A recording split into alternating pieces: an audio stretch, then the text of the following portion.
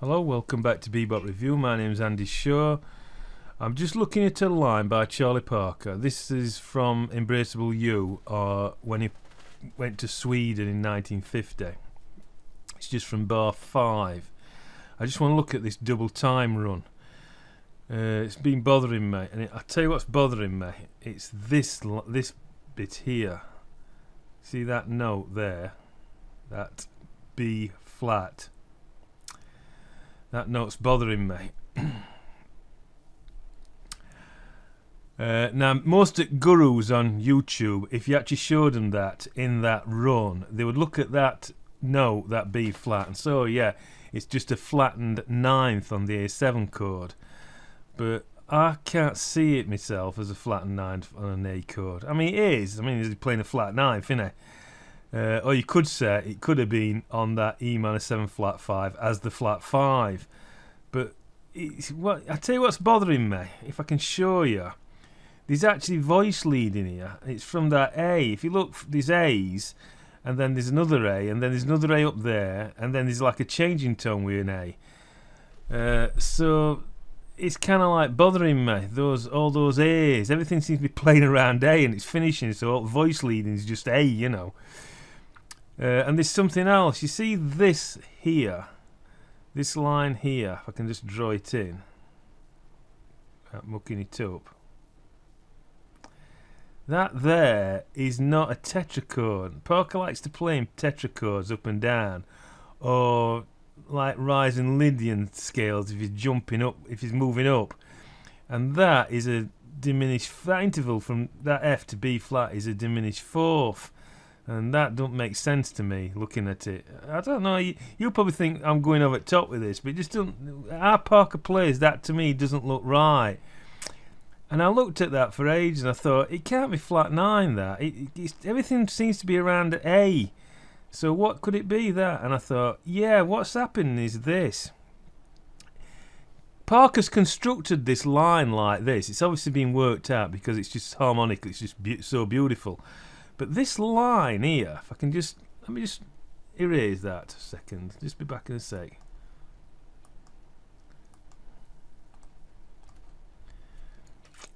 This line here, see this here? What's happening is, sorry, keep knocking that. It's quite odd this. See those notes there? That's actually part of one of Parker's riffs, little riff things. That's called M2. Parker's actually put M2 in. Now M2 is a note where you start off, go up. It's like a neighbour tone thing. You start off in a note, you go up, and you go back down. Now it can work both ways. Sometimes it can work where A is an important note, and sometimes it can work with the note you're moving up to is the important note. It just depends how you're playing it. In that context there, I think that the most important note is the A. So that's M2, and this here is just a little scale run up to it. See this bit here? Let me see if I can do it again with pen, if I can find out. See this bit here? So that's just a run up to it. So we're going to E, F, G, and then we're going up to M2. But Parker has actually put it like that, deliberately. And then these notes now make sense. You see these notes now? Which is making that diminished fourth. This is actually making sense now. We're just running down to that E. And then what we got here makes sense. So this is in E minor. That bit there is in E minor. Those 4 notes are E minor tetrachord. E minor, oh god, E minor tetrachord. It's really difficult using this pen. And then here, this, if you look at these notes here, right, all these, see these here. This is obviously A7. Because look, A, C sharp, E, G, it's A7. And then here we've got G minor, but we've also got a major 7. See, that's an F sharp, so it's G minor with major 7. So we're kind of running down by scale here, aren't we? This is kind of making sense. Then he's emphasising this A here, can you see?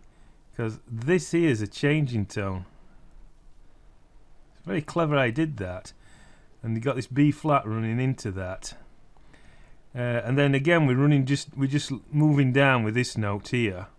And then here, this bit here, you see this bit here that runs up to there, that is F sharp minor 7, isn't it? That's an E. So we're up to that E, and then what's happening is this top E is actually the top end of another tetrachord that leads to that D there. Can you see? That's going to there. That's going up to there, sorry. And then this last chord is just D, isn't it? You know, D, F, A, C sharp. So it's just D in it with major 7 there, but it's played really fast D. And then we're finishing on this A here. So we've got this really good voice leading line that's coming across, and in between it we've got all this fancy stuff here. But this bit gets me. This bit here, it's really clever. Really clever that he's putting M2 in a line that's running. So the note that you're really hearing is not a flat 9 against the A7, but it's just the A7 itself. It's just the way. That's what I think. Now I'm quite happy to be open to criticism here, but I think looking at it like that is much better than seeing looking at everything as related to chords, every single note. Because looking like that, you can actually see what's happening. See these chords here at the bottom, just here, look, this A7 going to G minor, going to F sharp. See what I mean? It's a nice run down. And then F sharp is just chord, it's just basically the same thing as D, it's tonic sound in it, because it's chord 3. So that's basically just ends up being that. It's not even, it's just like another inversion, isn't it?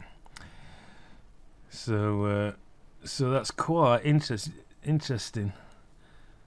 So a very short video, and I'm quite happy to receive some feedback on that and slag me off and tell me that I've got it all wrong and that's not what's happening. So I'll leave you to it and let you have a think about what I've just said there. Okay, bye.